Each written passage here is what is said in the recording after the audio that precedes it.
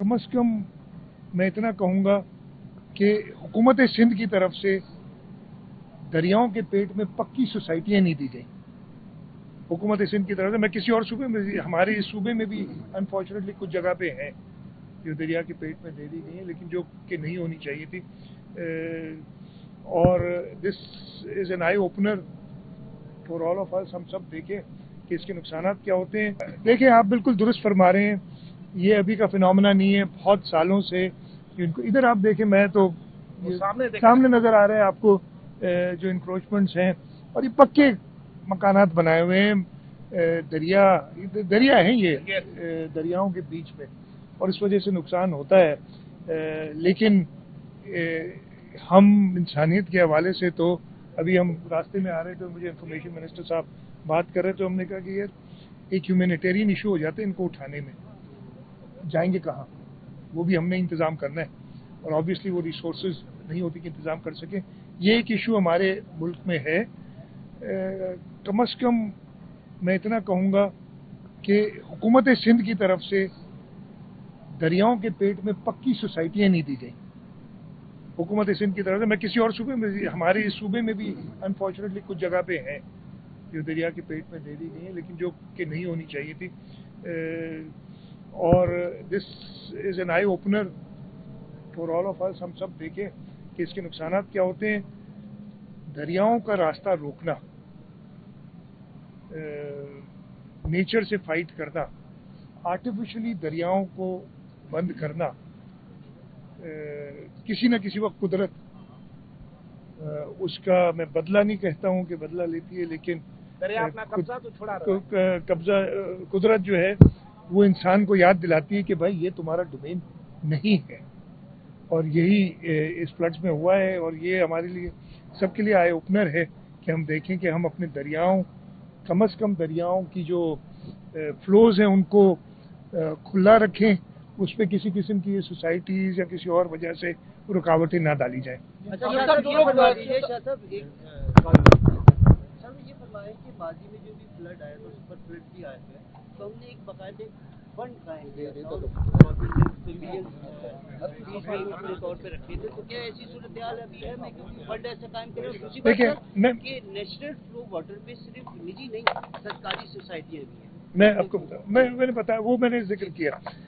अच्छा देखें, चेयरमैन बिलावल भुट्टो जरदारी साहब, चाहे जब वो साउथ पंजाब में थे और कल उन्होंने सक्खर में भी मीडिया से बात की, और उन्होंने हुकूमत से यही बात की कि आप इमीडिएटली इंटरनेशनल इदारों को कॉल दें, और उन्होंने फॉरेन ऑफिस से कहा है कि जब वो फॉरेन मिनिस्टर थे 2022 में फ्लड आया था, तो उन्होंने इमीडिएटली रिलीफ के लिए कॉल्स दी थी, ना सिर्फ रिहेबिलिटेशन के लिए, रिलीफ के लिए कॉल्स दी थी, और इंटरनेशनल इदारे आए थे। अल्लाह का शुक्र है इस वक्त तक सूबा सिंध में तो ऐसी सूरत हाल नहीं है, लेकिन आपने देखा गिलगित बल्तिस्तान, खैबर पख्तूनख्वा, सूबा पंजाब में सूरत हाल दी है, और उस पर चेयरमैन बिलावल भुट्टो जरदारी साहब ने सजेस्ट यही किया है हुकूमत वक्त को कि आप इमीडिएटली इंटरनेशनल जो एजेंसीज हैं उनको भी कॉल दें, और उसके साथ साथ लोगों की रिलीफ के लिए जो रिक्वायर्ड ज़रूरियातें वो पूरी करें।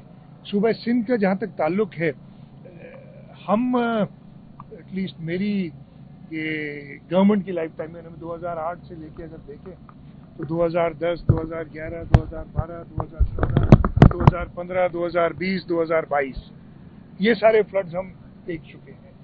उसके बाद छोटे मोटे तो हर दफे आते, लेकिन ये मेजर जो कैटास्ट्रफीज थी, जो इम्तिहानात थे, और हर दफे मैं ये नहीं कहता कि हमने बहुत अच्छा काम किया है, लेकिन हम लोगों के साथ खड़े ज़रूर रहे, और इस दफ़े भी हमारी सारे लोग, इंतज़ामिया, चाहे हमारे पाकिस्तान पीपल्स पार्टी के अहदेदार हों, हमारे इलेक्टेड नुमाइंदे हों, लोगों के साथ खड़े रहे। मुझे अफसोस उन लोगों पे होता है जो कुछ कंट्रीब्यूट करने की बजाय और क्रिटिसाइज करते हैं। क्रिटिसिज्म भी मैं कभी माइंड नहीं किया, आप लोग बड़ी क्रिटिसिज्म करते हो, कभी आपसे नाराज नहीं। और कुछ लोग कहते हैं मेरी तरफ से कभी भी किसी को भी कोई ऐसी कार्रवाई नहीं फेस करनी पड़ी होगी। मैं اس کا قسم اٹھا سکتا ہوں اگر آپ کہیں گے. میں نے کسی کو اگر کبھی کہو کہ یار یہ صحافی کیوں ایسا کہتے ہیں, آپ کا کام ہے, آپ کہیں گے, میرا کام ہے وہ میں کروں گا. میں ختم کر لوں یہ, ٹھیک ہے. تو یہ جو کرٹیسزم لوگ کر رہے ہیں, میں ان سے صرف یہ درخواست کروں گا, ایسے وہ کل چیئرمین صاحب نے بھی کہا ہے, آپ نے چیئرمین بلاول بھٹو زرداری صاحب کی بات سنی ہوگی, انہوں نے یہی کہا ہے کہ یہ ایسا وقت ہے کہ ہم نے سب نے مل کے, ہاں نشاندہیاں ضرور کریں, ہماری کمزوریاں ان کی نشاندہیاں کریں, ہم خوش ہوتے ہیں اس سے پتہ چلتا ہے, لیکن آپ صرف اور خاص طور پہ ایتھنک لیول پہ اگر کرٹیسزم ہو اس وقت تو بہت ہی نامناسب ہے کہ وہ کیا جائے. سی ایم صاحب یہ بتائیے کہ آپ شہر کا آپ نے دورہ کیا ہے, کے ایم سی اور میئر کراچی, تو آپ کو پتا بھی ہوگا, آپ کو بتا بھی رہے ہوں کیا ٹاؤن 25 ٹاؤنز ہیں, اور سڑکوں کی حالت بھی آپ نے دیکھی, پچھلی بارشوں میں بھی آپ کے علم میں ہوگا ساری سڑکیں ٹوٹ گئی, اور بہت بڑی رسپانسبلٹی جو ہے وہ ٹاؤن ایڈمنسٹریشن کی ہے. تو کیا آپ مطمئن ہیں جو ٹاؤن کی ایڈمنسٹریشن ہے اس سے, اور یہ سڑکیں جو ٹوٹی ہیں اس وقت میں کرٹیسزم نہیں کروں گا کسی کے اوپر, سب نے اپنے اپنے لیول پہ کام کیا, میں کسی کو بھی بلیٹل نہیں کروں گا کہ کسی نے کام نہیں کیا, سب نے اپنی اپنی کیپیسٹی کے مطابق اپنے اپنے ایکسپیرینس کے مطابق کام کیا ہے, اور میں سب کو ایکنالج کرتا ہوں. ہاں جو کوتاہیاں ہوں, میرے میں بھی کوتاہیاں ہوں, میں اس کو کہہ نہیں رہا ہوں, ہر ایک کے اندر ہے, ہم سیکھتے ہیں, جو ہے ہم سب ساتھ مل کے کوشش کریں گے کہ ان کوتاہیوں سے مزید سبق حاصل کریں تاکہ اگلے دفعے, اور یہ انفارچونیٹلی کلائمیٹ چینج جو ہے یہ ہمیں بار بار فیس کرنا پڑے گی یہ چیزیں, ہم اگلے دفعے کے لیے اور بہتر تیاری کریں. جیسے میں نے کہا ایک دوسرے پہ بیجا تنقید کرنے کے بجائے کنسٹرکٹیو کرٹیسزم بھلے کریں, اور اس کے ساتھ ساتھ جو سمجھتے ہیں میں انگیج کروں گا, ٹاؤن سے بھی کروں گا, میں میئر صاحب لوکل گورنمنٹ میئر صاحب بھی پہنچ گئے. Good morning. میئر صاحب ساری رات مطلب 7:30 تک تو میرے ساتھ تقریباً 4 بجے تک 3:30 بجے تک کانٹیکٹ میں تھے, میں اس کے بعد سو گیا تھا, یہ جاگ رہے تھے.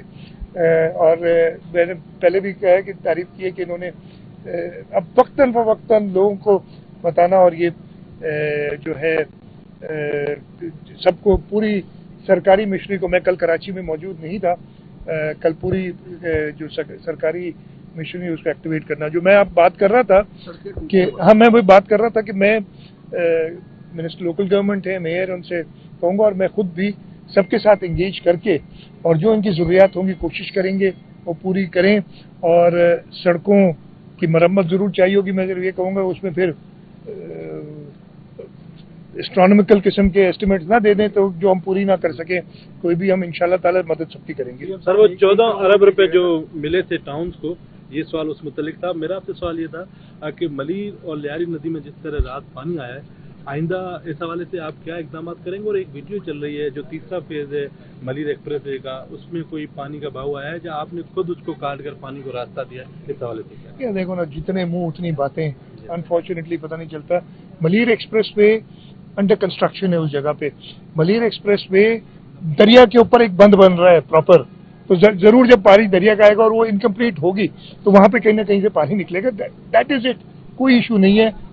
مطلب اپنی انرجیز کسی اچھی چیز پہ خرچ کرو نا تو وہ اچھا ہوتا ہے. میں کسی کو کرٹیسائز نہیں کروں, میں تنقید کروں کہ اس وقت موقع تھا لوگوں کو بچانے کا جلد سے جلد, اور بیٹھ کے اپنی سٹوریاں بنانی. ملیر ایکسپریس الحمدللہ بالکل ٹھیک ہے, اور وہ جو پورشن تھا وہ انڈر کنسٹرکشن ہے, اور ادھر پہ اگر انڈر کنسٹرکشن میں دریا کے چڑھنے سے, ادھر تو آپ نے دیکھا کہ پورے روڈ بند کرنے پڑے گا, تھوڑا سا کہیں وہ مٹی کو اس نے کہا ہے تو کوئی ایشو نہیں ہے.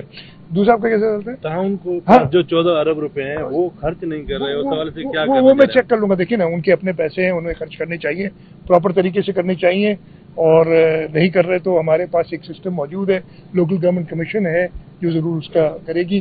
میں ڈائریکٹلی انٹروین کرنے والا شخص ہوں نہیں کہ جا کے خود انٹروین کروں, لیکن جو سرکاری طریقہ کار ہے وہ ضرور عمل میں آئے گا. سی ایم صاحب, مجھے یہ ایک سوال ہے کہ ابھی آپ نے خود ہی کرنا ہے, ہم اپنے بڑے بڑوں سے بھی یہ سنتے رہے کہ پانی اپنا راستہ واپس نہیں کرنا دیتا.